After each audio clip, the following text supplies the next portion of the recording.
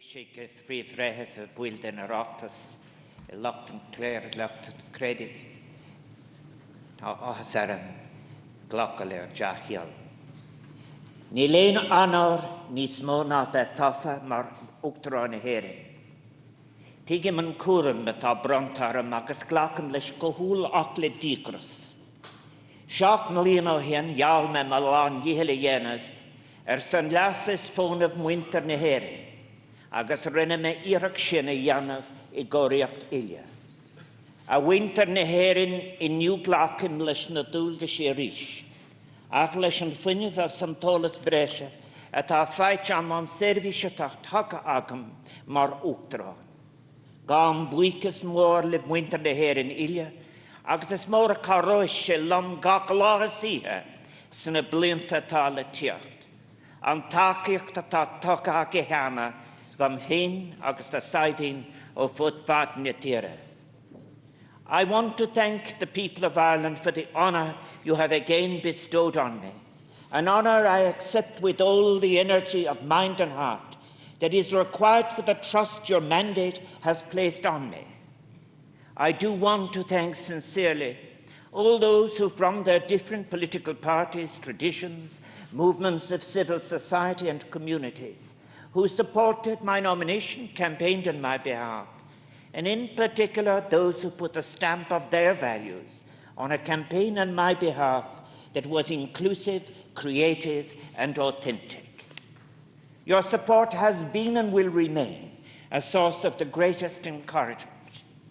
I have emphasized, be a president for all of the Irish people, wherever they may be and in whatever circumstances. Those who supported me and those who are not among that number. Bartamen ariren juretere misminlam, veim ukteron don fobel ilya. In offering a vision for the next 7 years during the election, I spoke of a real republic as being a life lived together, one where there is a commitment to equality, to strong, sustainable communities, to the sharing of history and the shaping of the future together, recognizing our vulnerabilities, drawing on and enhancing our individual and collective capacities. Delivering this vision involves us all. It is a vision for which you have given a huge mandate, people of Ireland.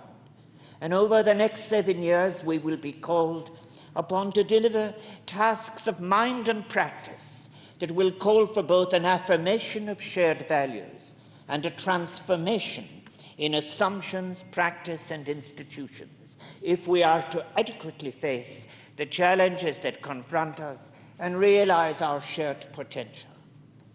Key to this is the achievement of a real participation built on equality and empowerment, one that requires a rigorous commitment to removing the many barriers to participation, recognizing, strengthening, and supporting the momentum and demand for equality, positive transformation and sustainability, a momentum that is already underway in so many of our communities.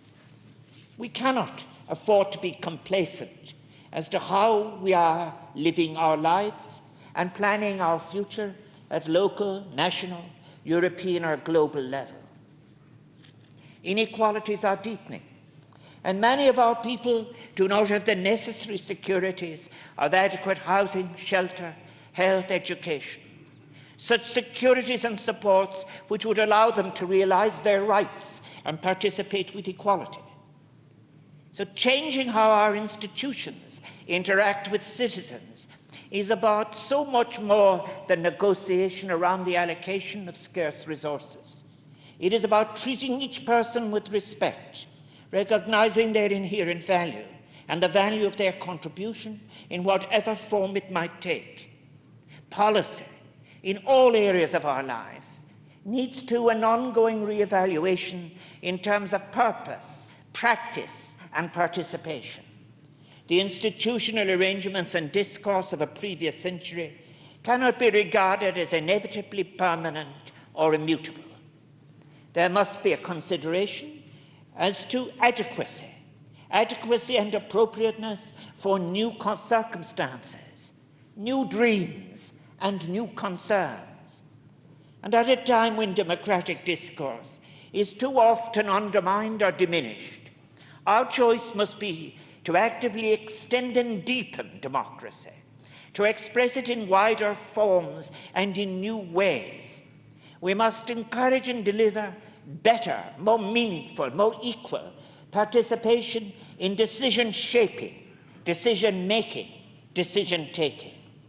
And to adequately respond to our new circumstances, we must be open to a pluralism of ideas and practice, advocate for and achieve an innovation that promotes inclusivity and is open to new structures and new ideas.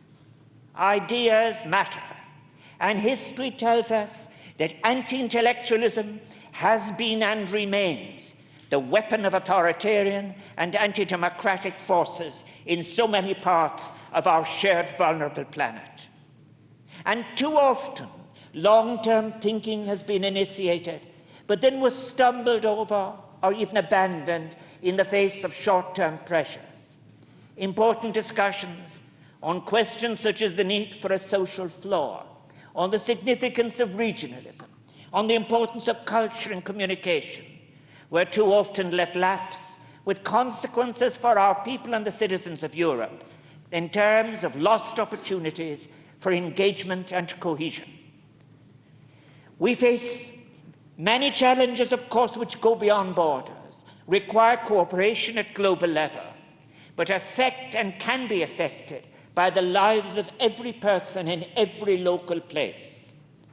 Not only is the very existence of our planet in its biodiversity threatened, but we have not yet slowed the pace of that destruction. We live with ongoing violence against women, which must be ended. We must confront and challenge any excuses offered for the denial of the irreducible rights of women who make up, let us not forget, a majority of humanity on this planet. And it is important that we recognize the rights and cultures of indigenous peoples. And it is also important that each person is free to express their sexuality, gender, or relationship.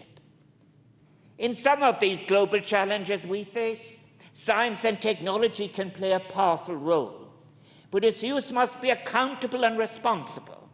We must, for example, eliminate global hunger, but now do so in a way that meets the demands of sustainability. And political vision, bravery, and generosity are required for the making of the new urgent global conversation, commitment, and action that we must undertake together. Yes, we have the benefit of the two great expressions of shared global concern that the United Nations Paris Agreement on Responding to Climate Change and the United Nations New York Agreement on Sustainable Development represent. Agreements to which Irish diplomats made a distinguished contribution. But we now live with the reality that some of those nations who made such commitments are resiling from them. And the issue of intergenerational justice that is raised by this cannot be ignored. We need to start taking responsibility, sharing capacities, and far from being abstract challenges, the consequences of neglect are already manifest. They can be seen in the damage to the natural world and the price being paid by the poorest people on our fragile planet, those least responsible for the perilous state to which inadequate and imbalanced models of development have brought us. We need new models and innovative thinking based on deeper and better connections between economy, society, ecology, and culture. And cohesion and participation must be recognized as both the ground and the fruit for that innovation. The achievement of the necessary cohesion can be best underpinned by a deepening of democracy at national, regional, and global level. And that is surely one of our greatest challenges, and it must be achieved by the taking of account of diversity in culture, beliefs, and capacity. The task is great, for it is not simply the repair of an old connection broken, but rather the making of new urgent global conversations and the turning of words into deeds at every level and in every sector. And those conversations are won in which I, as President, look forward to supporting. The 2030 Agenda set out integrated goals and targets, and the pledge of world leaders was that they would leave no one behind. On United Nations End Poverty Day on the 17th of October 2015, I spoke on behalf of all the Irish people when I said, leave no one behind is a central principle of the Agenda 2030 goals, and we are above all else called upon to reforge a commitment to the inherent and universal dignity of every member of the human family. The assumption of our responsibilities in these matters is one important part of what I've described as the shared project of delivery of a real republic. A real republic requires a wide embrace, inclusive of all its members, in our case all of our Irish from different generations, including those who are abroad, and it must be generous in its reach. It is best perhaps expressed as an invitation to a shared public world where the common weal of humanity is accepted as one of the wellsprings for transacting past, present and future. And the good news is that here in Ireland our rising generation of the young are interested in these issues. Tá fís nua fel lán teolach. They are moving past models of insatiable consumption and are forging different paths to personal and collective fulfillment, including a new vision of a shared culture. Yes, one that draws on tradition, but is open to culture as a process, to diverse contemporary expressions of the self and others in an enhanced public world. They have rejected the undermining of democracy by xenophobia and hate in so many places, and they have replied by calling for the wider and deeper democracy to which I've referred, for a real freedom that is inclusive. They have rejected cynicism and have chosen political engagement, the public world, and have chosen to be agents of ethical change to make the possibilities of hope a reality. For example, our young people are asking, why is there an escalation in the building of competing military arsenals with all the abuse and misuse of human scientific and technological capacity that is involved? Capacities and resources that they feel should be directed towards supporting society and sustainability. They see a future as defined by ethics, philosophy, and creativity, craitheacht, as the kind of future to which science and technology should be invited to assist. At global level, conflicts are growing. Cohesion, informed by even the most basic values of cooperation, is being made fragile. And it is in this context that Ireland's voice is ever so important. It will be over the next 7 years be necessary to reaffirm Ireland's commitment to peace building and multilateralism as the defining marks of our foreign policy and one of our greatest strengths. Our tradition of a diplomacy grounded in normative principles rather than the constraints of narrow interests has served us well in the world. Since we first joined the League of Nations centenary, we will soon mark, and throughout our time at the United Nations, Ireland has won international respect through our work on peace building, from disarmament to our leadership in addressing consequences of colonisation and the priority we have placed on humanitarian and human rights concerns and gender.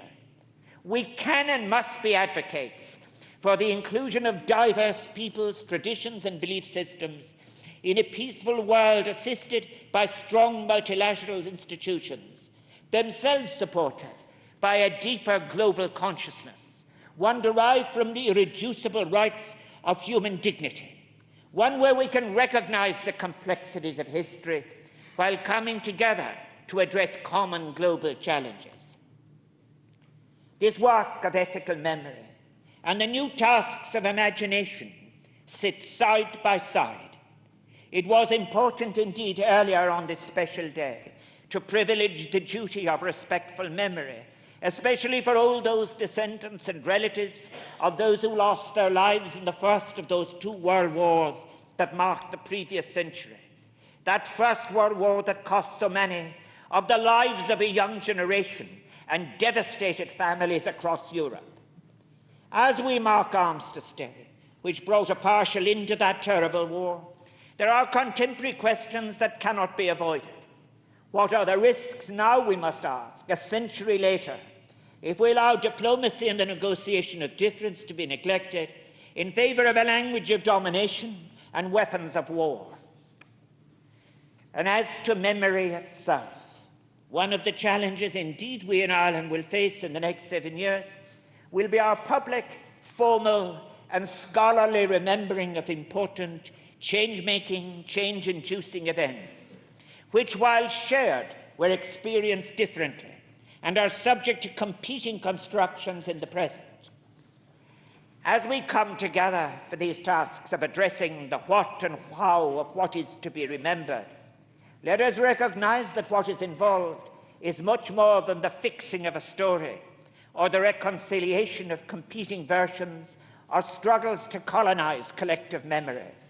It is about our transacting of the past in such a way that any wrong or perceived wrong does not rob us of capacity in the present or block our possibilities of a shared future ethically envisaged.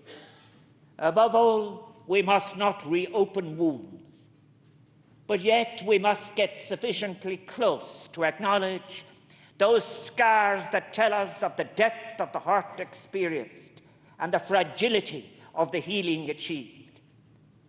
Any false amnesia would obscure rather than assist. However, choice of distance will be an important act of judgment, one that will decide what is an act of healing, what might constitute a needless provocation.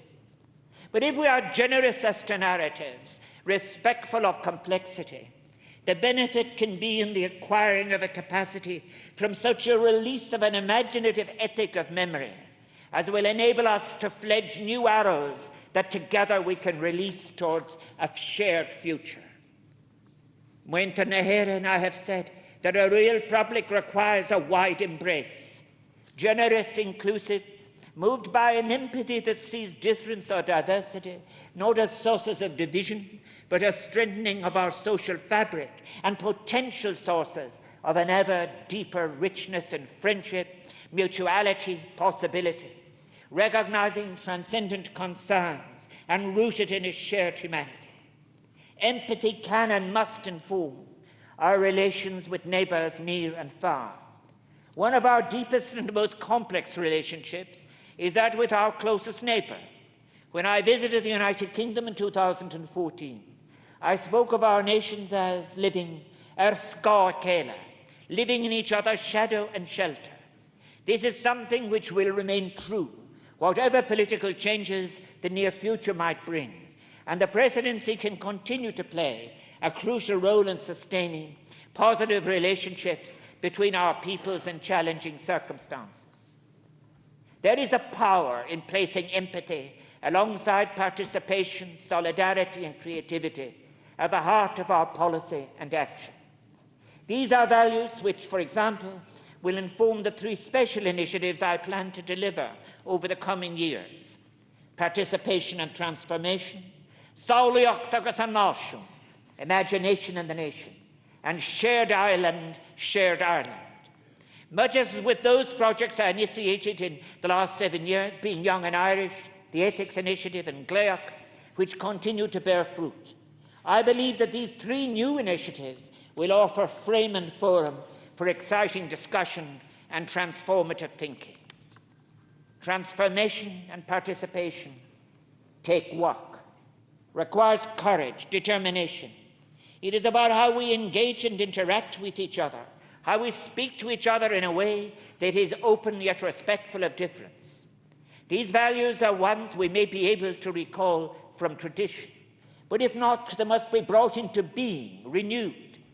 These are decencies that are lodged in the heart of our Irishness, when it is expressed at its best, and surely they are among our greatest resources.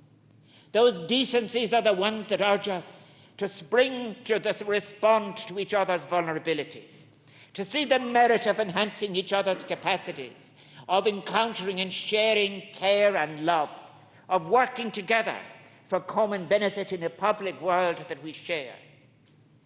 There are some contemporary cultural influences that may be dismissive of any responsibility towards the needs, opinions, or experience of others. And there can, in too many parts of our shared discourse, be too much emphasis on division and domination, rather than reflection and understanding. These are tendencies we must not allow to take root. They, if unchecked, can undermine the warmth of our Irishness and stifle those decencies of the heart that have enhanced our lives, filled our imagination, and contributed so much to our reputation and experience. It is important that we seek to reach always for the best of ourselves and the best of what we might become, and that we allow that to guide our collective ambition for our country. During the course of this presidency, alongside those commemorations I spoke of earlier, we will also be marking some important moments of hope and idealism, which even in their recall can be emancipatory. The time between the election of 1918 and the War of Independence offered a space for idealistic anticipation of what freedom might yield, of how independence might be defined. It was, for example, an honourable, wide and inclusive version of republicanism that was reflected in the emancipatory and egalitarian language of the democratic programme of the First Dáil in January 1919. For among its principles that were enunciated were, it shall be the first duty of the government of the Republic to make provision for the physical, mental and spiritual well-being of the children, to secure that no child shall suffer hunger or cold from lack of food, clothing or shelter, but that all shall be provided with the means and facilities requisite for their proper education and training as citizens of a free and Gaelic Ireland.